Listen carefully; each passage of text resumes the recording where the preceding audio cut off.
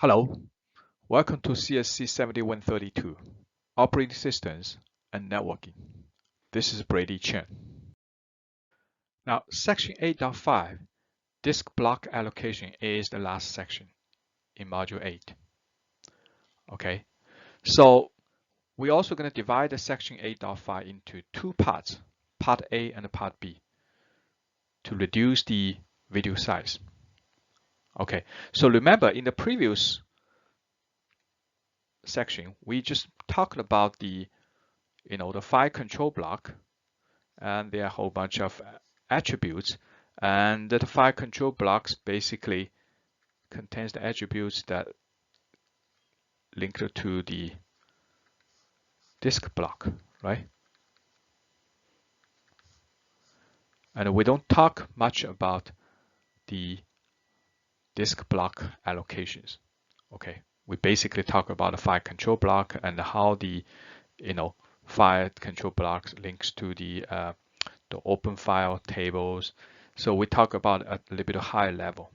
But now in this section, we're going to talk about disk block allocation. So we're going to talk about this area. Now this is the part A. Okay. Okay. So in this section, we're going to talk about disk block allocation. A disk block is a fixed sequence of bytes on the disk, which can only be accessed as a single unit using low-level read block and write block operations.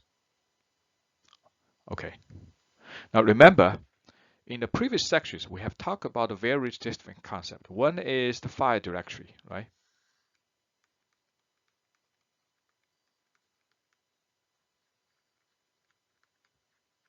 Now the file directory is a special file which contains the information, manages the information about other files. So in the file directory, we have a list of files, and here's the file name, and like ABC, okay? And then there's a pointer pointing to the file control block, right? The file control block contains a whole bunch of attributes. That one of the attributes basically contains information about the blocks, like a block 0, block 1, and plus some other attributes. Okay, now remember that we mentioned that each of the block is pointing to a disk block, right? Block 0 pointed to a particular disk block, block 1 pointed to another disk block. Okay. So, then we talk about the various different operations, like read, write. So these actual operations are related to the read block and the write block operations at the lower level. Okay, so it happens here.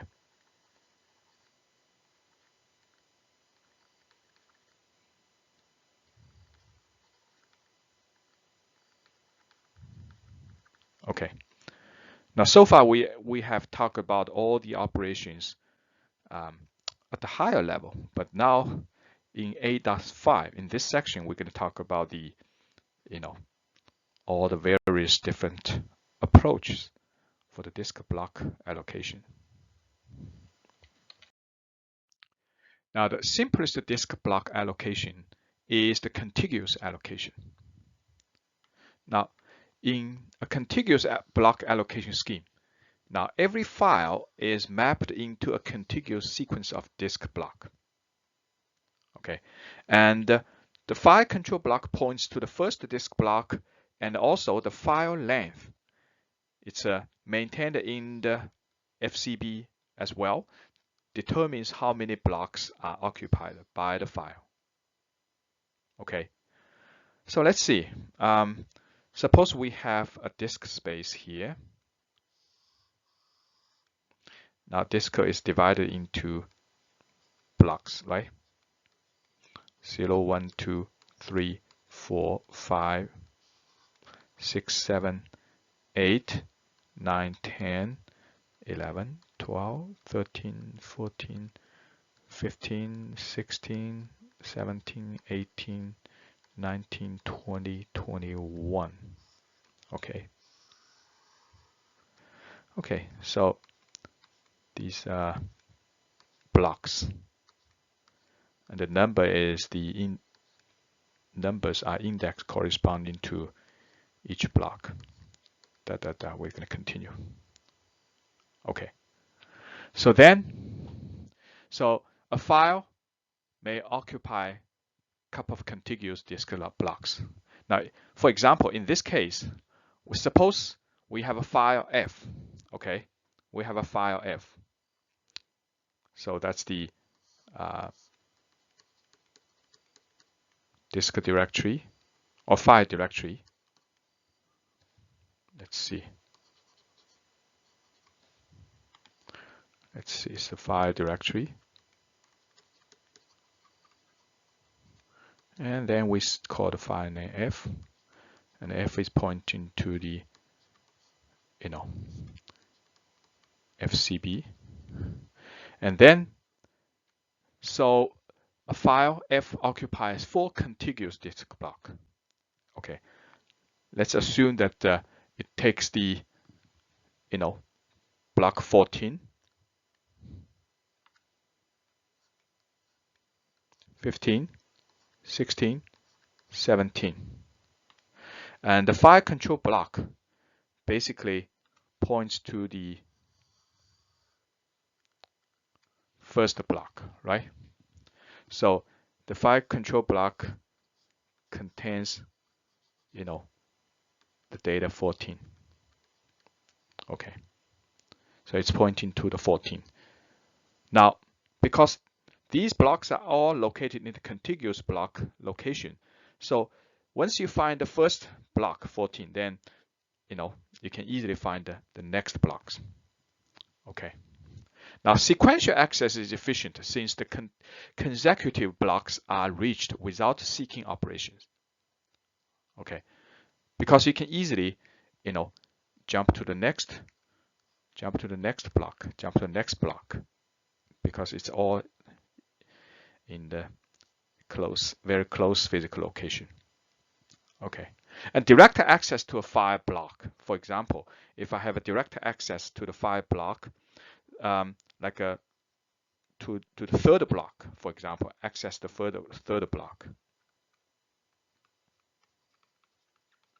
Block number 3. It's pretty simple because the first block is 14, right? So the third block is going to be 14 plus 3, which is 17. So you can easily jump to 17, right? And also the file can be easily expanded to the next expanded as long as the block immediately following the file is free.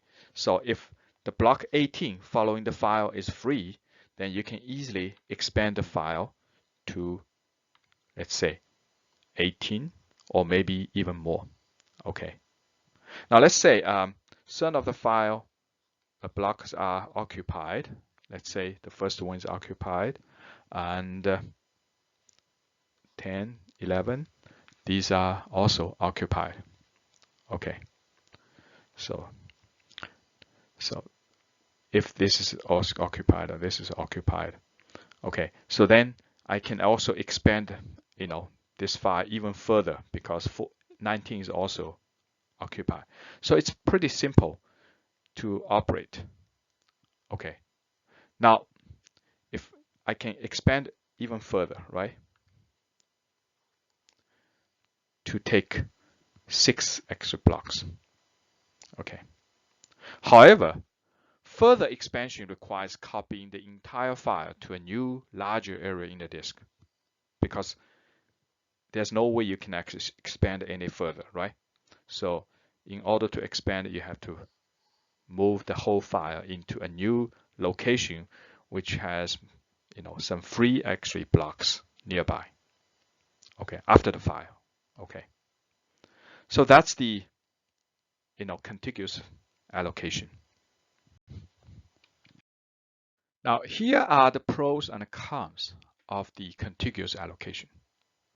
So the main advantage for the contiguous allocations are, first, fast sequential access.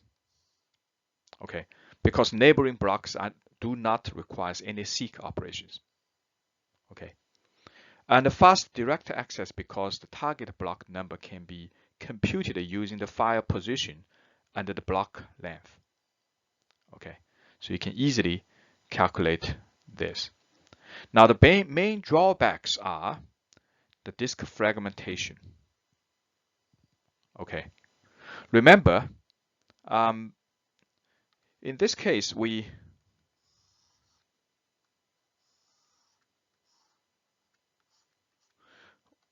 partition the disk into blocks. Okay, now a file can be stored in some contiguous block, and then we have some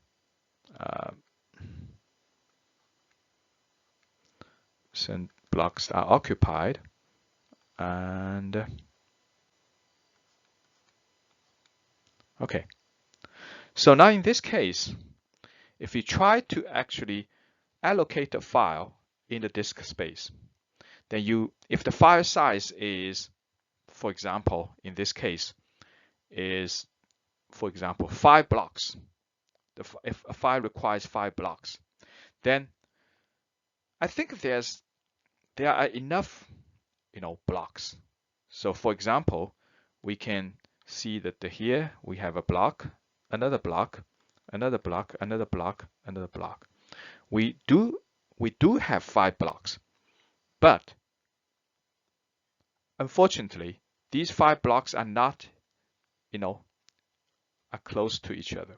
So they're scattered all over the places. Now, based on a contiguous allocation, you cannot use these blocks. And the second one is the inability to expand the file if the block following the last file block is not free.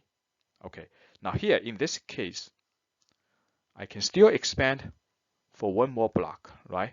But after this, you're finished. Unless you move the whole, file into a new block, okay, which contains more blocks. Okay, and it's also difficult to deciding how much space to allocate to a new file to allow for potential expansion, because initially the file requires 4 blocks. Who knows? Maybe during the execution, the file will take more and more space, and when you allocate the disk space, how many actually blocks do I need? We don't know, right? That's the difficult part. So these are the pros and cons for the contiguous allocation. Okay, the next approach is called a linked allocation. Now, with a linked allocation scheme, the blocks containing a file may be scattered throughout the disk. Okay, so in this case, let's see.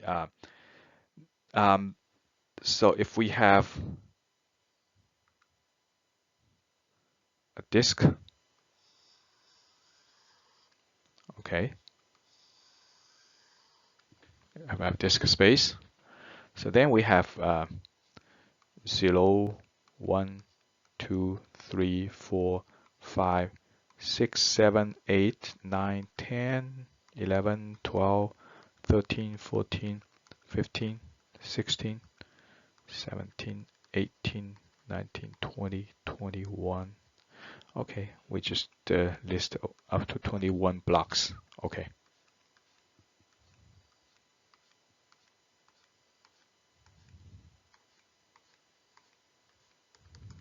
Okay, so that's a disk space, and each of these is a block.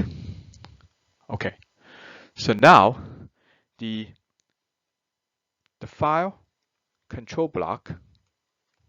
Okay, let me actually put this a little bit up. Okay, so the file control block, for the file points to the first block. Let's say 14.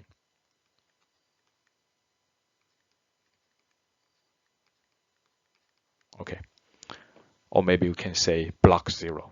The first block is always block 0. Okay, now suppose some of the blocks are occupied. Okay, so we have 10, 11, these are occupied, and the 19 is occupied. Okay, so then the first block is 14. Okay.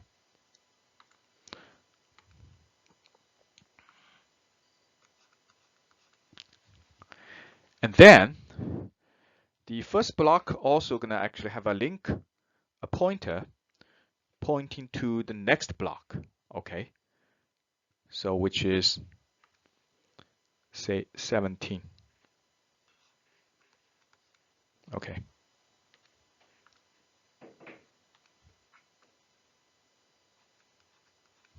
Okay.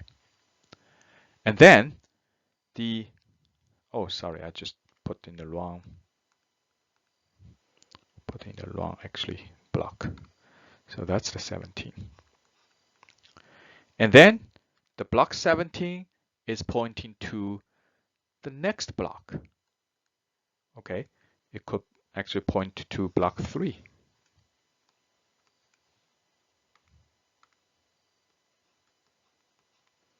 Okay. And block 3 going to point to, let's say, block. Oh, again, let's say it's not point to the block 3, point to the block 4. Okay. Then block 4 pointed to block 9. Okay.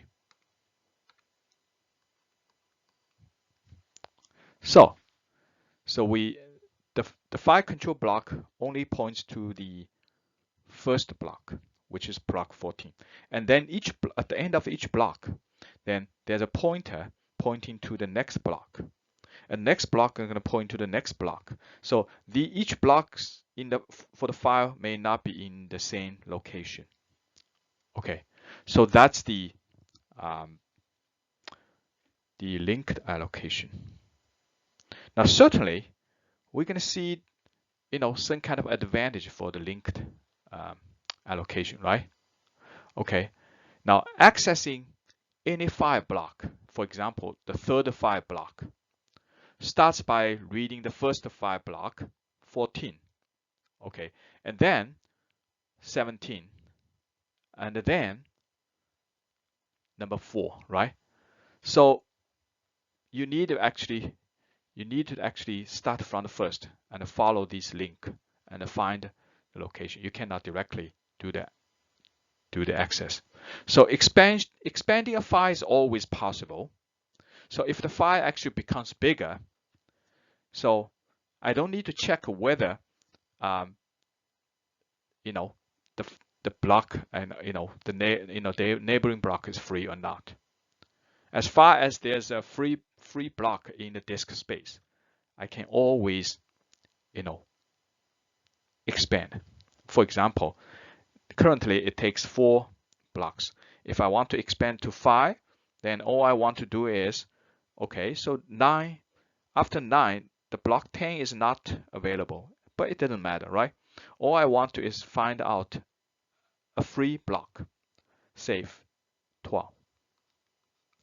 So I can basically point 9 to 12 so that I expand the file. So this is pretty simple, right? So that's the linked allocation. Okay, so in the linked allocation, the file control block points to the first block, typically the block number 0, and each block points to the logically next block. Okay. Okay, let's talk about the pros and cons for the linked allocation. Now, the main advantage is its easy expandability of a file. by linking additional blocks to the last block. Of course, there are some main drawbacks. Okay, there's a slower sequential access because it's not in the contiguous location. Like a contiguous location, then you can just follow one block and then the next block, the next block. It's pretty easy. But now you have to follow the link to the next one. And the inability to perform direct access, you cannot perform the direct access, right? If I try to access the, for example, the 8th block, then you have to start from the first block, block number 0, and then follow the block number 0 to the next block, and then to the next block, and then reach the 8th block by continuing doing that. Okay, now decrease the reliability of the disk. Okay, if you actually, have blocks scattered all over the places, that's a problem. Okay, it's a considerable waste of disk space because for each block, you cannot just allocate the data. You also need to have a link. Okay, linking to the next block. So each block gonna be should be bigger than the contiguous allocation because there's an overhead for each of the block. Okay, so certainly there's some kind of a waste of disk space.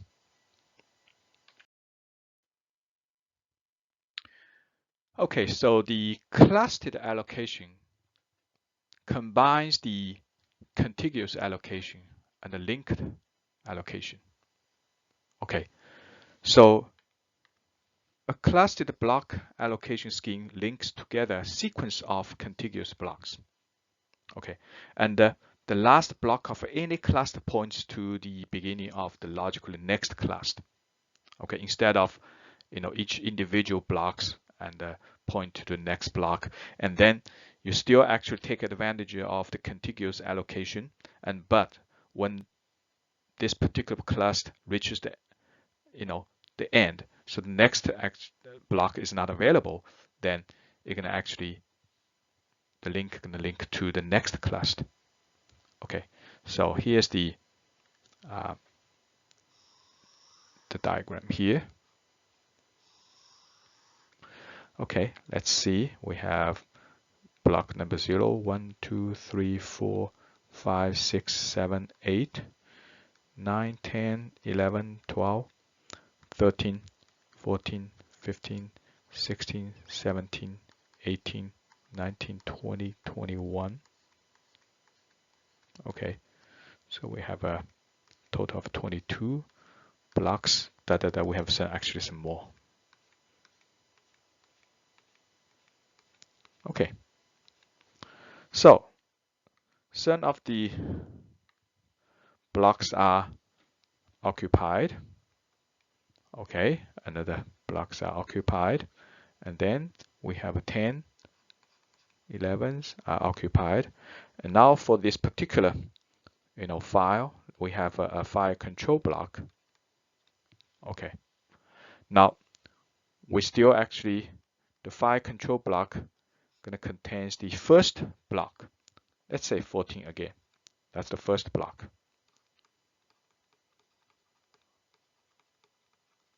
Or block 0. Okay. So this point to 13, the first block. Okay. Okay.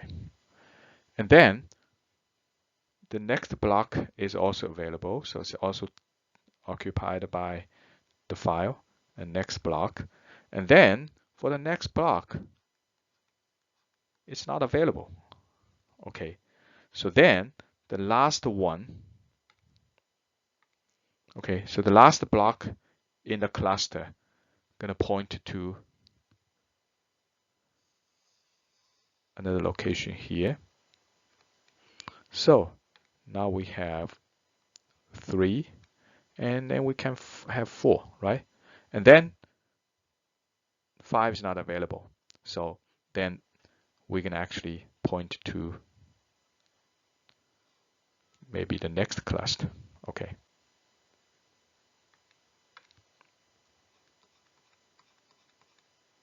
Okay.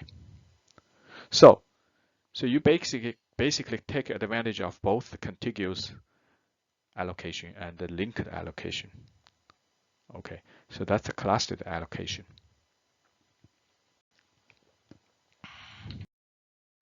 So the clustered allocation is a compromise between the contiguous and the linked allocations. Now here are the main advantages.